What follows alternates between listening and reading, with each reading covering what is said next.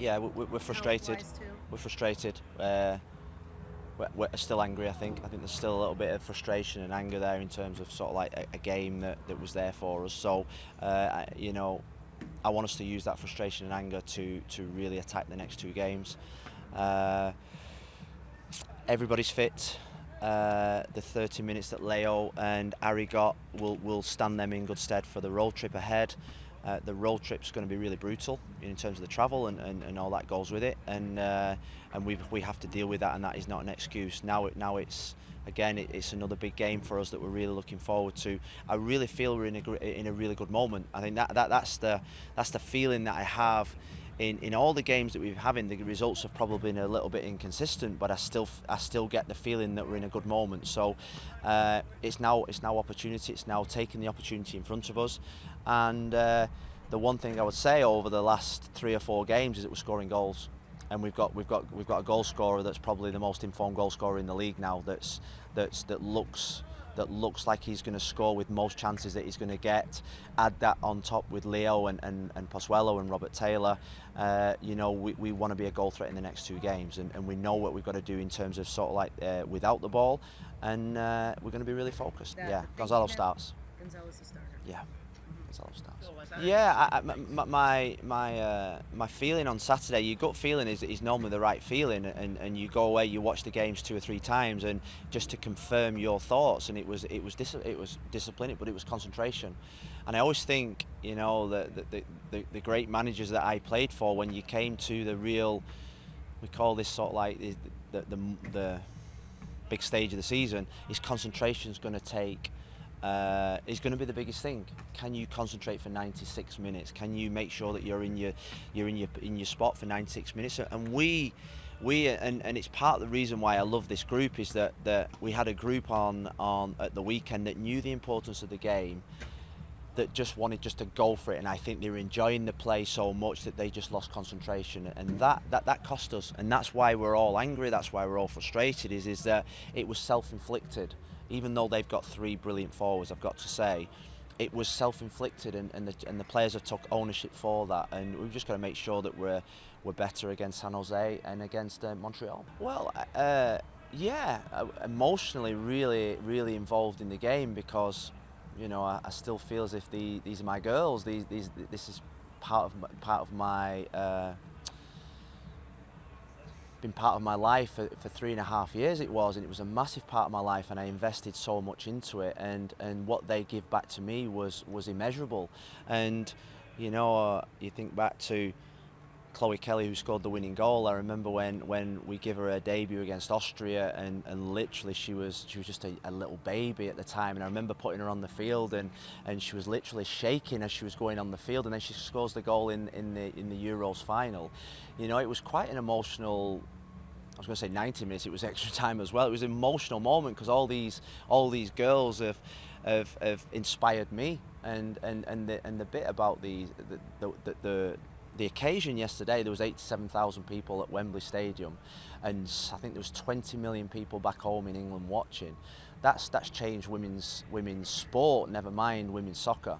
And there's only one word, just immense pride, and I watched the game with David, and we jumped up, we celebrated, and we felt just immense pride watching it, and I did feel emotionally attached, because these I always say, these are my girls. These are the girls that inspired me and made me a better manager. You know, I'd say the biggest thing about living in America at this moment in time is that America was always the standard bearer, and I feel as if the rest of the world's caught up, and maybe America's maybe a little bit complacent now, and maybe this has given them we need to kick on again. I always felt that eventually the rest of the world would kick up to the incredible coaching and development opportunities for females in sport in America. They for me, when I got the job, I was thinking we need to be like America on and off the pitch.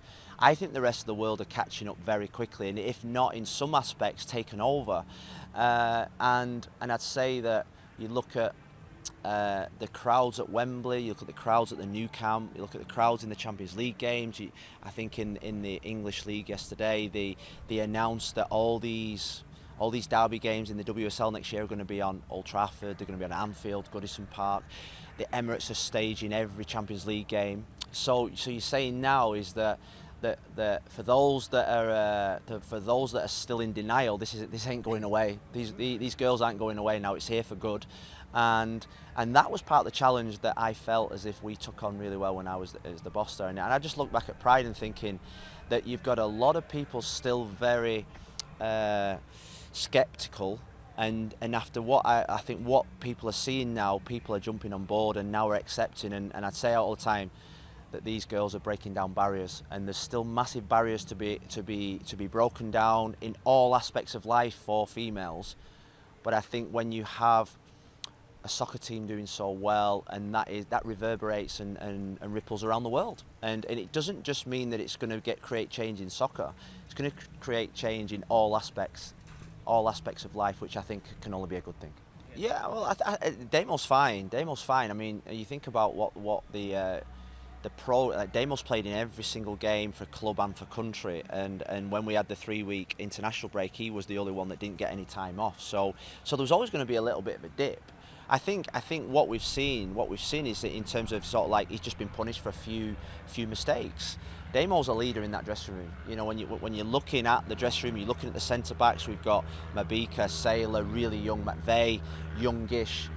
Low is our experienced defender back there, and is one that we trust a lot. So you're gonna get moments, but I always say that from a defensive point of view, and I said this to the team on Saturday. The defending starts from the front. It's not just 4 players at the back plus the keeper. The defending is throughout the team. The 2 central midfield players, the 3 central midfield players have got a hell of a job. You think about I think it was the 3rd or the 4th goal. There's 2 or 3 tackles before that we missed in midfield.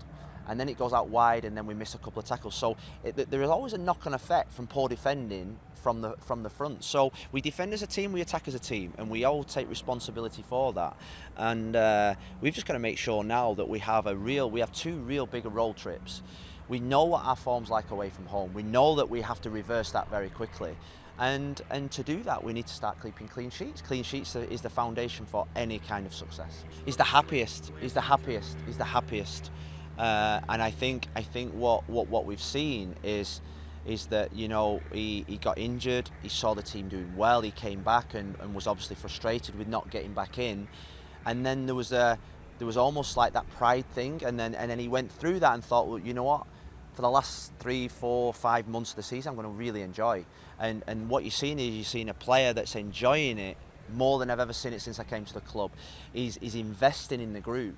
And the group are now investing back in him. I think it's a 2-way thing, relationships, and what we're seeing from Gonzalo now is that when he was on the bench and he was coming on for those 30 minutes, he was investing in the team and accepted his role in the team. And what happened was he was working so hard, he was doing the extras.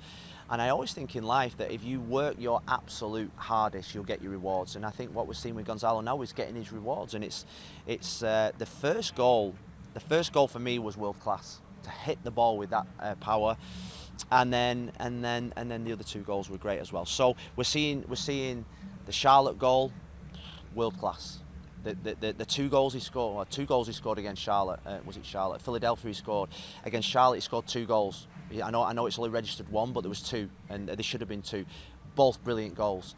You know, he's not scoring tap-ins. He's scoring match-winning goals. And when you think about the success of the team, the DP wins your games, and he's playing like a DP. Leo needed them minutes. Leo needed them minutes, and he's better for those minutes. He's going to work hard again today, and he will get chances this week to play. He played for the MLS2 last night. He played for the MLS2 yesterday. You know, in terms of character and personality, he's been so good in the group.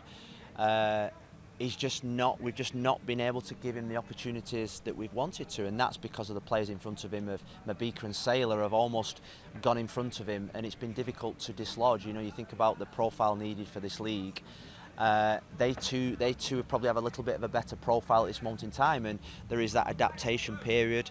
But we've got high hopes for him. You know, we're trying to look after him. We're looking for options for him to play here or to get some experience elsewhere. So we hope that will be resolved in the next 4 or 5 days. Kieran's good. Kieran's back in the squad, fully fit. For the week, well, yeah, I mean, we're playing two two slightly different teams in terms of the way that they play. We're playing on different ends of the country in different climates with different time zones. So we're going to have to use all 22 players in these two games, and we're going to have to make sure that, as much as we don't like sort of like the logistics of the trip, that is not going to be an excuse. It's happening. It's there. We've got to deal with it, and that's why we're going today. We're spending an extra day there. It's a really good opportunity for these guys who literally love each other. They love spending time together. They're with each other all the time around this facility. They can spend more time. They can get closer, and we can forge a spirit and a togetherness that these road trips should be used for. And you know, I think that's one of the things I've loved about working in the MLS is these road trips foster and give you experiences that are there for the rest of your life. So we're looking forward to that. Thanks, guys. Thank you.